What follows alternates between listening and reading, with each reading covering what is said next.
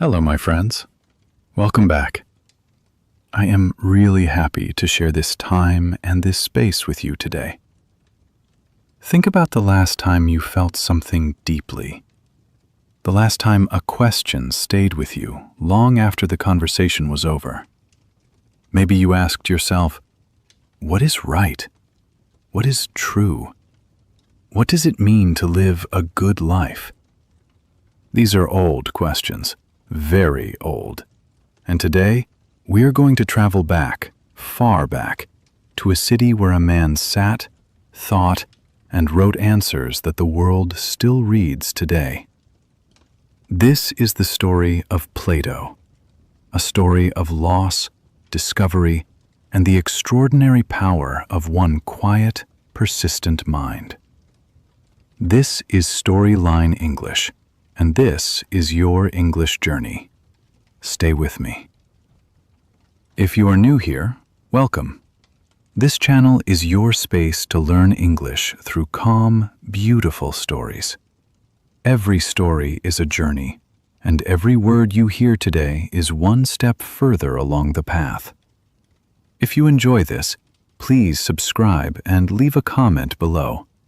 It means more than you know. And now, let us begin. More than 2,000 years ago, in a city by the sea, a boy was born who would change the way people think forever. The city was Athens in ancient Greece, and the boy's name was Plato.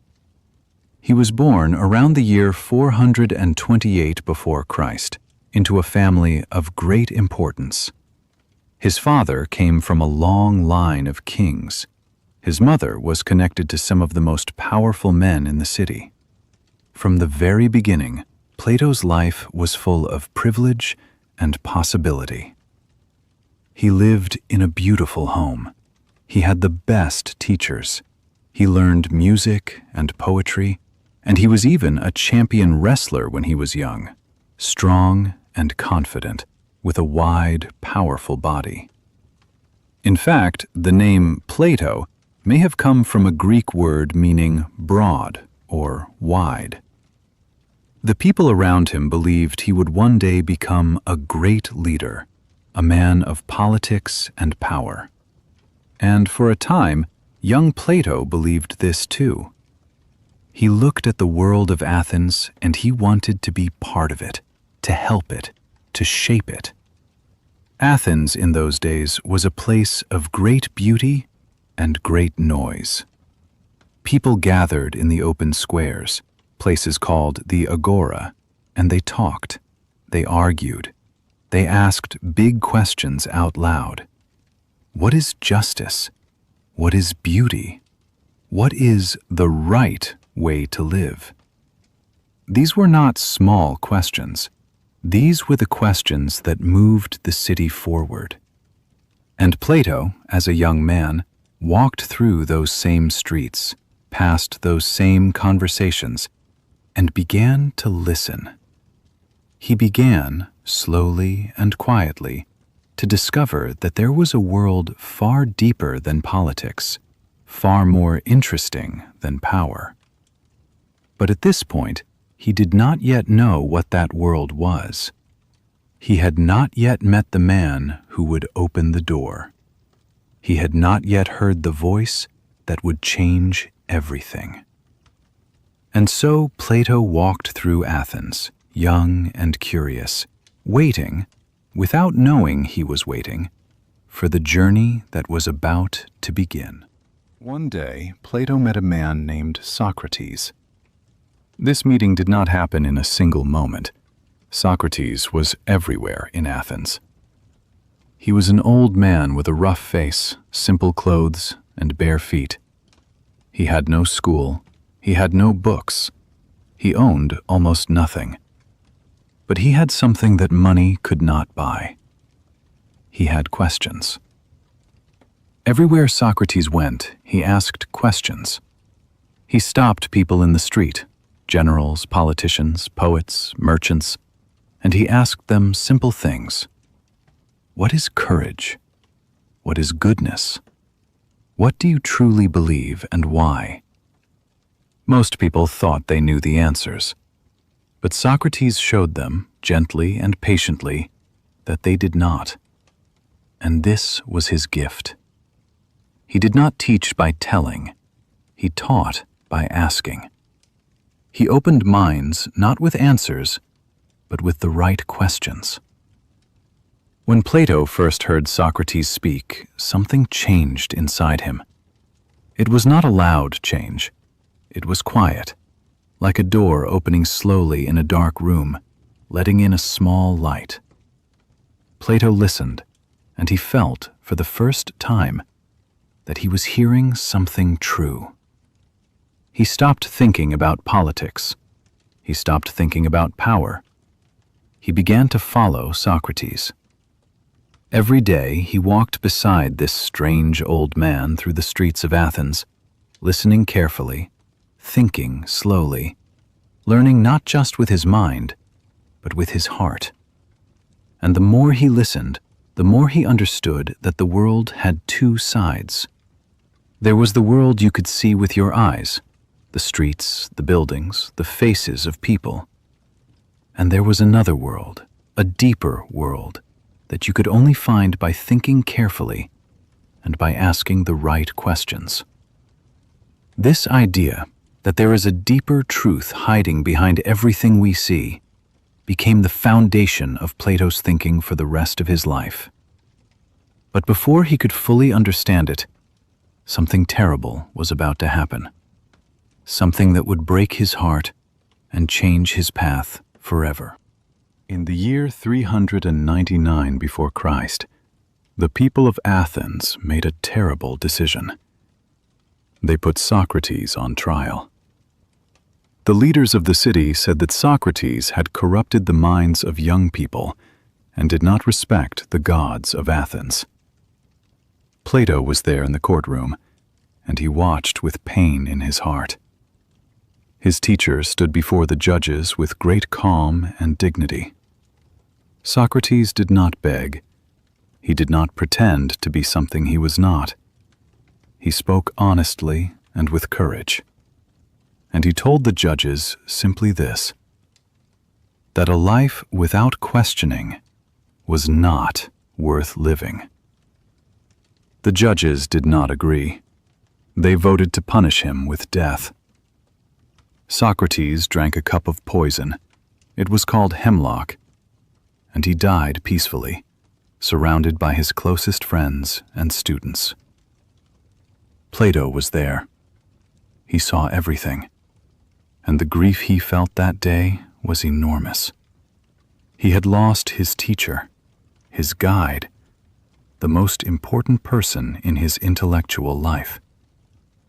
But something else happened too, something Plato did not expect. From that terrible loss, a great fire was born inside him. He made a decision, deep and quiet. He would not let Socrates disappear. He would not let his teacher's words die with him. He would write everything down, every conversation, every question, every idea. And so Plato began to write. He wrote long, beautiful texts that we now call dialogues, conversations, with Socrates often speaking at the center. These were not just records of the past. They were acts of discovery, careful journeys into the deepest questions of human life. What is truth? What is justice? What is the best way to live together? Through writing, Plato kept Socrates alive. And through writing, Plato found his own voice. But the story was not yet finished. In fact, the greatest part of his adventure was still ahead. After Socrates died, Plato left Athens. He could not stay in the city that had killed his teacher. He traveled to Egypt, to Italy, to the island of Sicily. He studied with mathematicians and wise men. He observed different cities and different ways of ruling people. He was searching, slowly and patiently, for answers to the questions Socrates had first planted in his mind. What is the ideal society? How should people be led? What kind of person makes a good leader? These were not just ideas for Plato. They were personal. He had seen what happened when power was given to the wrong people. He had seen injustice win. And he wanted to understand, truly understand, how to build something better. After many years of travel and learning, Plato returned to Athens. He was now a mature man, full of ideas and full of purpose. And in the year 387 before Christ, he did something remarkable. He founded a school. He called it the Academy. It was built in a quiet garden near the edge of the city. The Academy was not just a place to sit and listen to a teacher talk. It was a place to think together, to question together, to discover together. Mathematics, philosophy, science, politics. It was, in many ways, the first university in the history of the Western world. And at the center of everything was Plato himself, teaching, writing, asking questions, building ideas carefully and patiently. One of the young men who came to study at the Academy was a boy from northern Greece. His name was Aristotle. He was brilliant, curious, and hungry to learn. He studied under Plato for nearly 20 years, and one day, he too would change the world. But that is a story for another time. What matters now is this. Plato had created something that would last, a place and a way of thinking that the world would never forget. The ideas that Plato taught at the Academy were deep and beautiful, and sometimes difficult at first. But at the heart of everything he believed was one powerful thought. The world we see with our eyes is not the real world. It is only a shadow. The real world, the world of truth, beauty, and goodness, exists in a deeper place, a place the mind can find through careful and patient thinking. Plato described this idea in a famous story that we still talk about today, the Allegory of the Cave. He asked listeners to imagine people sitting deep inside a dark cave, chained so they could only look at one wall. Behind them, a fire burned. Between the fire and the people, shapes moved and cast shadows on the wall. The prisoners saw only the shadows. They believed those shadows were real, because the shadows were the only world they had ever known.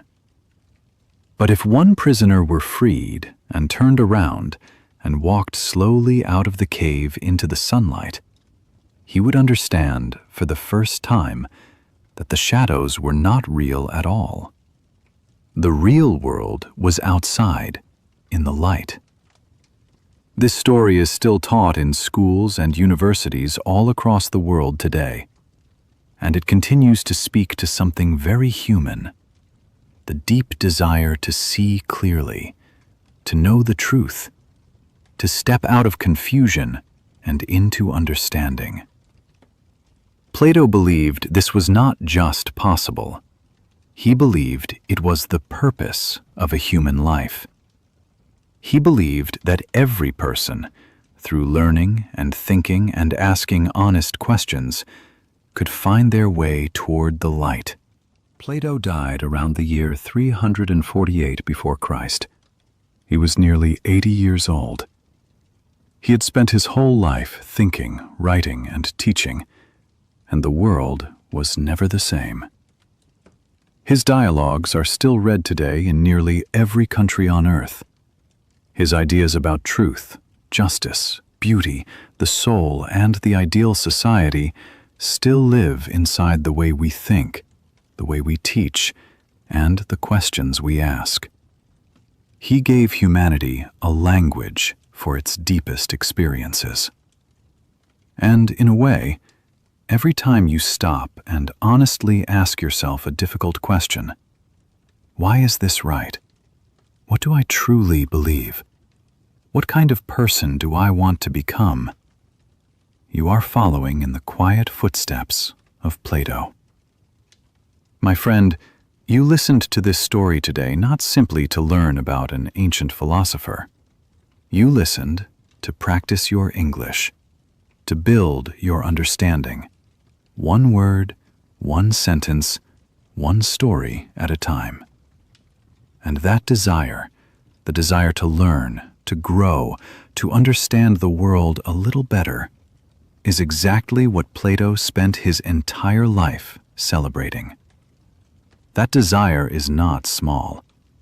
It is one of the most human things there is.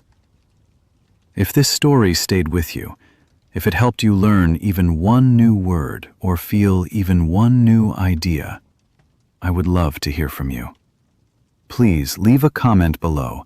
Tell me what you discovered today, or which part of the story moved you the most.